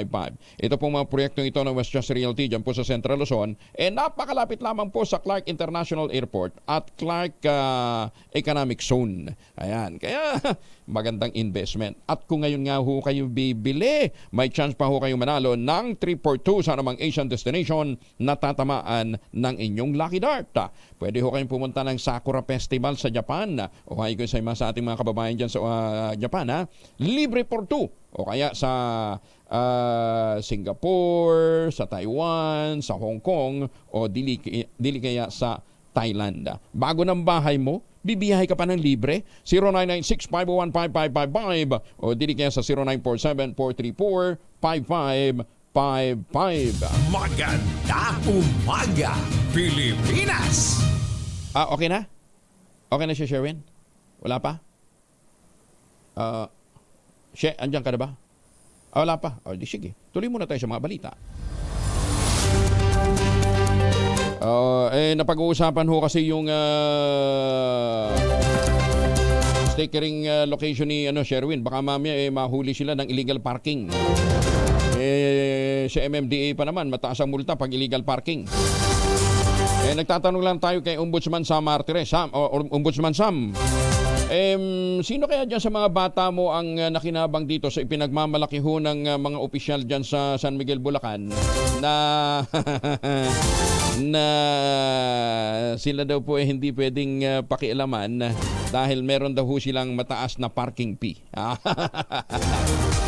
Ewan ko kung yabang lang nila ha, pero mga 11 million daw yung budget nila para sa parking fee. Wow. May parking fee din kaya ang Sangguniang Panlalawigan? Kasi 3 months na hong naipile sa kanila yung mga kaso laban ho dito sa mga opisyal, lalong-lalo na doon sa mga nasangkot sa katiwalian, yung pagkakasino ng ilang mga taga-munisipyo, taga-city hall, at saka yung illegal quarry. Ngayon nga po isuspendido dyan po sa San Miguel, Bulacan. Kami ho naman nagtatanong lang ha. Hindi namin sinasabing may bahid ho ng katotohanan po ito ha. Oo, kasi napakalaki naman yata ng 11 million. Baka yabang lang yun. Mag-aalok naman ng LTFRB ng libreng sakay sa 2 araw na tigil pasada simula sa Lunes. Ito'y upang tulungan ng mga commuter na maapektuhan ng transport strike ng Manibela at Piston hanggang April 16. Inimok naman ng LTFRB ang mga tsuper at mga operator na magpa-consolidate na sa ilalim ng PUB Modernization Program bago ang deadline ng Abril 30 sa halip na magkilos protesta. Kinondena ng Grupong Piston ang pahayag ng Pangulong Bongbong Marcos na wala ng extension ng deadline na ibinigay para sa PUB consolidation sa April 30. Ayon po sa National President na si Modi Floranda, hindi magiging magandang epekto nito sa mga drivers at mga mananakay. Hala, nanakot pa. Kaya hirit niya sa Pangulong Marcos, pag-aralang mabuti ang kanyang naging pahayag ng hindi pagpapalawig pa ng deadline ng consolidation sa April 30. At tayo ay kinukundina natin itong panibagong pahayag ni BBM na sinasabi nga niya na wala ng extension yung ating pagsiservisyo sa ating mga mamamayan. Sa atin lang ay dapat ay masusing pinag-aralan ng Pangulo ng ating bansa itong kanyang pronouncement sapagkat serbiyo sa panahon na mawala talaga yung ating mga traditional jeepney ay hindi lamang maipektuhan yung ating mga operator at driver kundi mismo yung ating mga commuters at mismo yung ating ekonomiya. Kaya't mahalaga na dapat ito ay masusing pinag-aralan ng administrasyon. Ang makasaysayang trilateral summit ni Pangulong Ferdinand Bongbong Marcos Jr., US President Joe Biden at Japanese Prime Minister Fumio Kishida ay nagsilbi umanong panawagan sa international community upang itaguyod ang rules-based order ayon sa leader naman ng Kamara de Representantes. Sinabi ni Deputy Speaker at Quezon Representative David J.J. Suarez na ang pagpupulong na gaganapin sa Washington ay naglalayong palakasin ang alyansa ng 3 bansa habang iginigit ang pagsunod sa pandaigdigang batas at kaayusan. Sinabi naman ni Senior Deputy Speaker at Pampanga Representative Aurelio Don Gonzales, ang trilateral meeting sa pagitan ng 3 leader ay nagsisilbing panawagan para sa rules-based order sa mundo lalo't na merong nangyayaring tensyon sa pinag-aagawang teritoryo sa West Philippine Sea. Binigyan din naman ni House Majority Leader at Zamboanga City Representative Manuel Jose Manix Dalipe ang kahalagaan ng kalayaang makapaglayag sa West Philippine Sea. Nauna nang sinabi ni Speaker Martin Romualdez na dahil sa kahalagahan ng West Philippine Sea sa global trade, dumarami ang mga bansang nagsusulong ng pagpapanatili ng kapayapaan at kaayusan sa rehiyon. Makinig maigi dahil baka nasa area mo ngayon ang swerte. Pwede ka magpadikit ng DZRH sticker at pwede ka ring manalo ng 1,000 pesos sa DZRH Mas Malakas ang Dikit Stickering Promo. Alamin na ang location ng ating roaming team. Ayan, may nahuli! May nahuli na si Sherwin Alparo. Sherwin! Yes, Angelo, ginintuan. Ginintuan itong nahuli natin ngayong umaga dahil itong Golden Boy taxi. Yan, madali. Ginintuan niya. Ginintuan niya. Magigintuan kay Riz. Sige nga. Bigyan mo na nga ng taxi.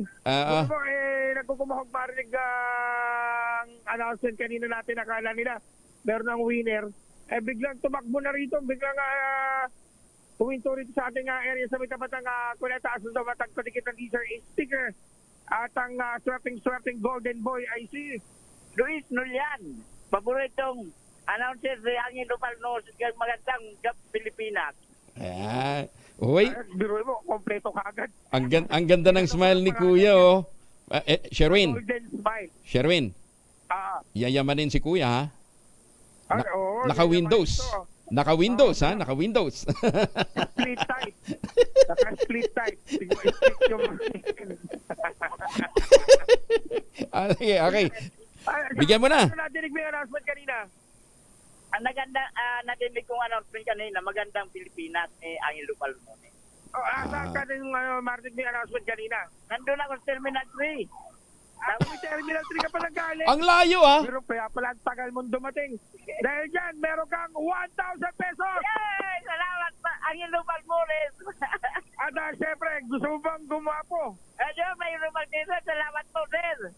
Eto, meron ka papapogi. D-Series t-shirt. At syempre, ano? Maraming salamat po dito sa t-shirt pagpapugi. At syempre, meron ka pang grocery mula sa DZRH. Maraming salamat po, Angelo Palmone, sa DZRH. Ayan, ingat kayo sa biyahe, ha? Kaya naman, sa mga nais na manalo ng 1,000 pesos, pwede kayong sumali sa DZRH Mas Malakas Sticky Ring promo. Maya-maya, mag-ikot pa tayo Sherwin. sa may area ng Pasay. Yes, Angelo? Bakit walang uniforme si Kuya?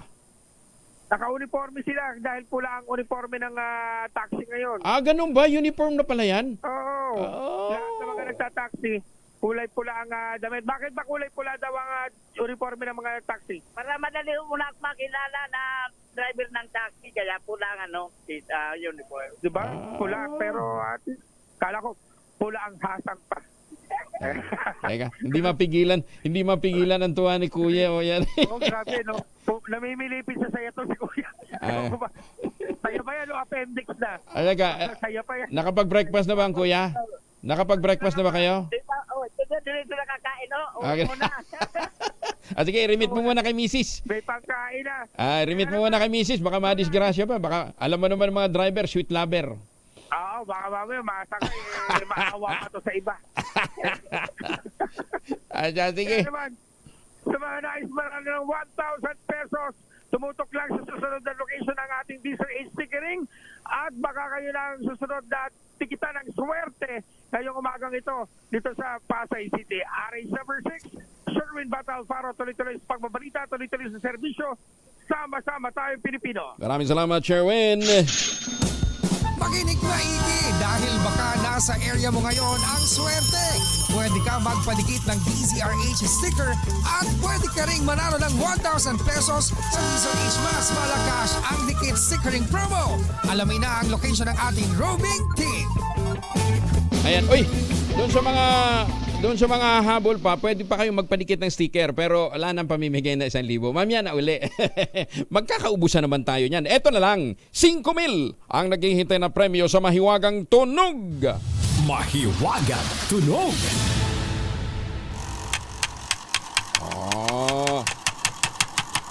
Ayan, ginagamit din niya ng mga nagdadrive. Yung item na yan, ginagamit din ng mga nagdadrive. Pero usually, karamihan sa mga gumagamit na nagdadrive niya, gumagamit niya habang nagdadrive, mga millennials. Yan, gamit nila yung isang item na yan. Basta ang inyong sagot, ipadala po ninyo sa 0919-282-6485. Sundin ang tamang format ng pagdetext, empty space, name slash, address slash, contact number slash at ang inyong sagot. Isang beses lamang po maaaring mag-text sa ating text line gamit ang inyong mobile number. Maganda umaga, Pilipinas! Unang bilateral military exercise sa Central Mindanao, nakasentro pa rin sa Maritime Security Operations. Detalye na balita mula kay Idniel Parosa, RH52. Idniel, good morning. Good morning, Kuya Angel. Nagpapatuloy nga ang kauna-unahang bilateral military exercise na isinasagawa ngayon sa Central Mindanao. Ito ay ang Marine Exercise Sumarex 24, tampok ang mga tauhan ng Philippine Marine Corps at United States Marine Corps. Pero kahit sa gitnang rehiyon ng Mindanao ito ay sinasagawa, partikular na dyan sa may Barira at Maguindanao del Norte, ayon sa Armed Forces of the Philippines, nakatutok pa rin sa Maritime Security Operations itong subject matter exchange at combined field training exercises ng MARIC 2024. Kabilang sa mga kasadong aktibidad hanggang sa susunod na linggo ay littoral at amphibious assault operations maging yung iba pang mga tinawag na special operations. Pangunahin umanong layunin ng Joint Marine Corps drills ay ang mahasa pa rin ang interoperability ng dalawang hanay para kay Colonel Douglas Krugman ng 1st Marine Expeditionary Force ng Amerika, magiging hamon sa kung sino mang magiging banta sa Indo-Pacific region ang ilang dekada ng alyansa ng dalawang hanay. Matatapos itong March 24 sa Abril 19. Para sa kauna-unahan sa Pilipinas, DZRH, ito si Edniel Parrosa. Tuloy-tuloy sa pagbabalita, tuloy-tuloy sa serbisyo. Sama-sama tayo, Pilipino. Maraming salamat, Edniel. Samantala, happy birthday nga pala kay Dante Costes. Boss Dante, happy birthday. Binabati ka ng mga mapitagan, ha? Get well soon din kay Bok Dante, ha? Pagaling ka, Bok, ha? At konti na lang ang gwapo sa mundo. Marami pang bading. Oo nga, sabi nila, bakit sabi ng ibang mga ng mga single diyan, ha? Bakit ganun? Kung sino pa yung mga cute, sino yung mga pogi habulin, sila pa yung bading. Sa mga pitagan, mabuti na lang, karamihan puro pogi at hindi bading. Ay, magandang umaga din kay Mayor Sene Mendoza dyan po sa Talisay, Batangas. Ador Plato, thank you, ha. Maraming salamat po muli sa inyong patuloy na pagsusulong ho ng bamboo propagation dyan po sa mga watershed natin sa Angat at Ipo Dam, ha. Magandang umaga din kay Justice Max De Leon. Good morning, Justice, ha. Aga din ho nitong pumasok para iwas traffic daw, ha. Melon Festival ipinagdiriwang ng mga magsasaka sa Taguig City. Bakit meron bang taniman ng melon sa Taguig? Alamin natin mula kay Noche Kakasarich 27, Noche. Kaya nga, Angel, pinagdiriwang ng lungsod ng Taguig sa pamamagitan ng City Agriculture Office ang taunang Melon Fest sa Melon Farm, Laguna Lake Highway, Barangay Wawa, sa lungsod ng Taguig. Personal na pinasalamatan ni Mayor Lani Cayetano ang mga magsasaka ng melon sa patuloy na pakikipagtulungan sa mga hakbangin na may kinalaman umano sa pagsasaka sa lungsod. Binigyang diin ng alkalde na ang Taguig ay patuloy na isa umanong transformative city kung saan uniiral ang modernisasyon at tradisyon. Mahigit 60 farmers sa Kuyang Angel ng melon ang nasiyahan sa bunga ng pagsusumikap. Naninindigan ang Taguig bilang isang probinsiyudad na pinalalakas ang mga hakbangin sa pagsuporta sa mga local farmers. Iba't ibang aktibidad naman na kayong Angel ang tampok sa taunang Melon Festival. Mula sa kananan sa Pilipinas, DCRA. Ako si Noche Kakasol, tuloy sa pagbabalita, tuloy sa serbisyo. Sama-sama tayo, Pilipino. Maraming salamat, Noche. Maganda umaga, Pilipinas! Magandang umaga din kay Professor Andy Pereria. Happy viewing, Prof. Alejandrino Pereria. Ayan, ang buong pangalan po ni Prof. Andy Pereria. Maganda yung sinasabi niya. Sabi niya, kung mapapansin ho natin, di ba ang sinusulong niya, dapat ang decongest ang Metro Manila sa pamamagitan ng pagbibigay ng mas mataas na sweldo sa mga manggagawa sa mga probinsya. Mas mataas dapat sa Metro Manila para wag na silang magdagsaan pa dito. Isang example daw niyan, sabi niya, nung magtayo ng mga branches outside of Metro Manila, ang mga pangunahing university, bumaba ang mga nag-i-enroll dito sa sa mga universidad dito sa University Belt. Pero kung sabagay, totoo nga naman, Tsaka marami din ang daming mga magagaling na produkto ho sa mga probinsya. Actually, ang kagalingan ho ng mag-aaral, bukod sa kagalingan ng teacher, nasa kagalingan din ho talaga nung mismong estudyante, di ba? Pero kung ang mga professor ho ninyo katulad nga ni Brix Baynosa, ni Dr. Brix Baynosa, diyan sa Brother Brix, nasa Jensen ka ba? O kaya ni Brother Manny De Leon ng Notre Dame of the Jangas University. Ayan, talaga magagaling ang mga estudyante niyan. Di ba? Magagaling ang mga estudyante niyan. Prof, magandang umaga po sa inyo. At saka kay Dr. Brix Baynosa, happy viewing po. Maganda umaga, Pilipinas! Eto may balita lang tayo. Yung palang si Noli Ramos, nakasama doon sa mga nagreklamo laban kay Mayor Chongson dyan sa San Miguel, Bulacan, inambush pala last month. Kaya lang, mabuti lang, hindi ho ito napuruhan, at nadala ho sa ospital. Kaya lang, hanggang ngayon, hindi pa malinaw yung investigasyon na ginagawa ng mga pulis. Pero yung mga investigador ng barangay, kilala nila pati yung motor na ginamit ng hitman. Anong nangyari? Bakit hanggang ngayon hindi pa rin ho ninyo naaaresto? Puro lang kwento yung mga pulis sa nangyari. Nakarnap lang daw yung motor. para lumabas na walang kinalaman sa pananambang. Ay, Isus may Ginoo. Ay. Inhale. Exhale. Ayan. Dapat ganun pag naninikip na inyong dibdib dahil ho sa mga katulad nito na mga balita. Maganda umaga, Pilipinas! Tapos mababalitaan pa ninyo, nag-o-offer ang Francisco Motor ng libreng pamimigay ng modernized jeep. Sabi ng LTFRB, hindi namin mapaprocess yan. Bakit? May mga technicalities. Pero bigyan natin ang Grab. Ang Grab, unahin natin. Walang technicalities doon. Total, moratorium na pagkatapos. Ay, sarap ng buhay. Mr. President, dyan sa Malacanang, pakisipahan nyo na ngayon mga dapat sipain. Maganda umaga, Pilipinas! 46 na makalipas pa alas 5 ng umaga.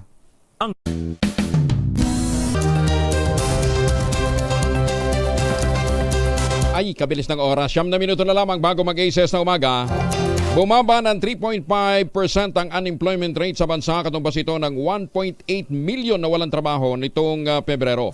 Ayon sa Philippine Statistics Authority, mababa ito sa 4.5% o 2.15 million jobless noong Enero. Nabawasan din sa 6.08 million ang mga underemployed mula 6.39 million noong entrada po ng taon. Dahil dito, tumaas din ng 96.5% o 48.95 million ang mga Pilipinong may trabaho nitong Pebrero. Pero dahil po ito sa pagbubukas ng klase at panahon din ng anihan. Pinag-aaralan na ng Metropolitan Manila Development Authority ang epekto ng pinaagang schedule ng pasok ng mga LGU sa Metro Manila.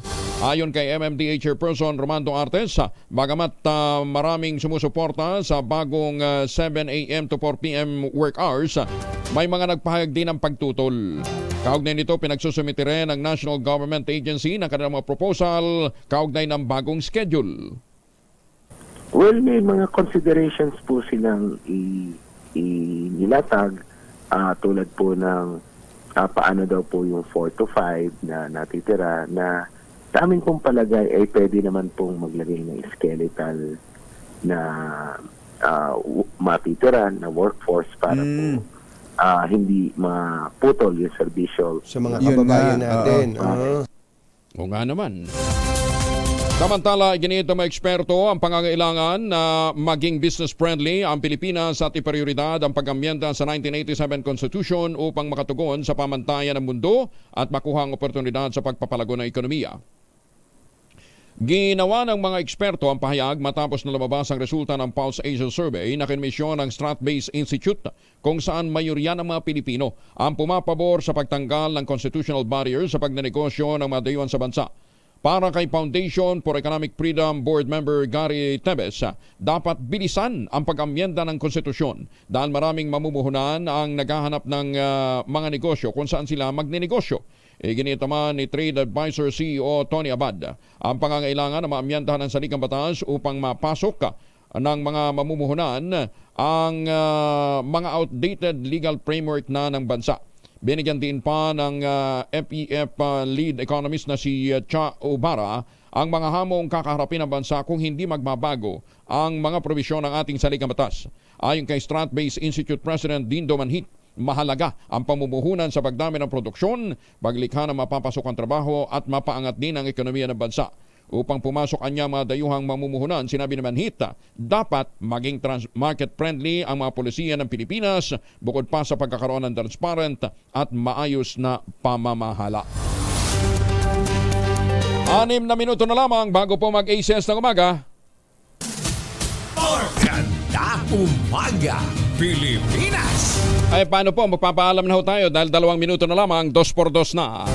Kuya Angel po, si Angelo Palmones, nag-iwan sa inyo na isang magandang umaga. Maraming salamat sa inyo walang sawang pagsubaybay, pakikinig at pagtitiwala. Magtanim ng kawayan para sa kalikasan at kabuhayan. Ang ating quote of the day ngayong araw nito ay galing po kay Arthur Schopenhauer. Ang sabi niya, the person who writes for fools is always sure of a large audience. Bahala na kayo mag-interpret dyan. At ako, ang lagi gusto ko, hindi quantity, quality. Maraming salamat sa inyong pagtitiwala. 2x2 in just a while. Happy weekend!